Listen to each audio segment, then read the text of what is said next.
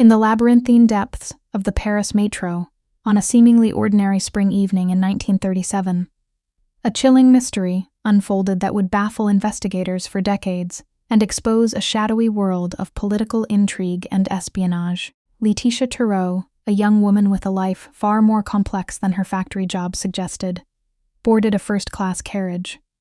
What happened next would become one of France's most enduring unsolved crimes, a brutal act committed in plain sight, yet witnessed by no one, leaving behind a trail of unanswered questions and whispered conspiracies. Remember to comment, like, share, and subscribe so you don't miss future episodes of the Calendar of Crime. May 16th, 1937. The air in Paris was thick with the scent of blossoming chestnuts and the growing tension of pre-war Europe. Laetitia Toureaux, a 29-year-old Italian immigrant, had spent her day working at a gas mask factory. But her evenings were a stark contrast as she navigated the clandestine circles of Parisian society, working as a private detective and, more significantly, as an informant for the French secret police, infiltrating the far-right, anti-parliamentarian organization known as La Cagoule. Around 7 p.m., Laetitia entered the Métro at the Porte de Charenton station. Her destination was the Champs-Élysées, a journey that should have been uneventful. She settled into a first-class compartment, a choice that would later become a focal point of the investigation.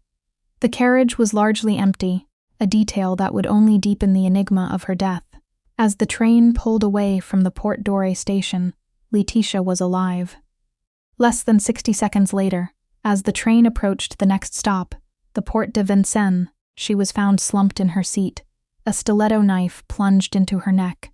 The attack was swift, silent, and seemingly impossible. The doors of the carriage had remained closed between the two stations, and no one reported seeing anyone enter or exit her compartment. Panic erupted when the train arrived at Porte de Vincennes. Passengers discovered the gruesome scene, and the alarm was raised. The police arrived quickly, but the crime scene offered few immediate clues. The weapon, a slender stiletto, was still embedded in her neck. There were no signs of a struggle, no forced entry, and no witnesses to the act itself. The initial investigation focused on a crime of passion or robbery, but these theories quickly unraveled. Laetitia's purse was still on her lap, untouched, containing money and valuables. Her double life soon came to light, revealing her involvement with the Sûreté Générale, the French intelligence agency, and her dangerous mission to infiltrate La Cagoule, a violent extremist group suspected of bombings and assassinations.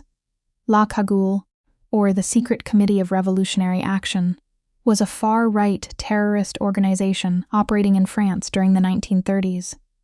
Their aim was to overthrow the Third Republic and establish an authoritarian regime. Laetitia's role was to gather intelligence on their activities, a perilous undertaking that put her in direct contact with dangerous individuals. The discovery of Laetitia's espionage activities shifted the focus of the investigation dramatically. Was her murder a professional hit, a silencing by La Cagoule after they discovered her true allegiance?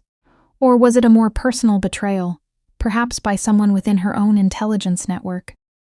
The lack of witnesses and the speed of the attack pointed to a highly organized and ruthless perpetrator. Detectives explored various theories. One suggested that the killer might have been hiding in the compartment before the train departed, or perhaps even entered and exited through an adjoining carriage, exploiting a blind spot in the Métro's design. Another theory posited that the killer was a fellow passenger who acted impulsively, but this seemed unlikely given the precision of the attack and the political implications. Despite extensive efforts, including questioning numerous members of La Cagoule and individuals connected to Laetitia's double life, the case remained stubbornly unsolved. The political climate of the time, with its deep divisions and covert operations, further complicated the investigation. Suspicions lingered, but concrete evidence was scarce, and powerful figures may have had an interest in keeping the truth buried. Laetitia Toureaux's murder remains one of France's most enigmatic cold cases. Her death, a brutal act in a confined space, serves as a stark reminder of the dangerous world of espionage and political extremism in the tumultuous years leading up to World War II.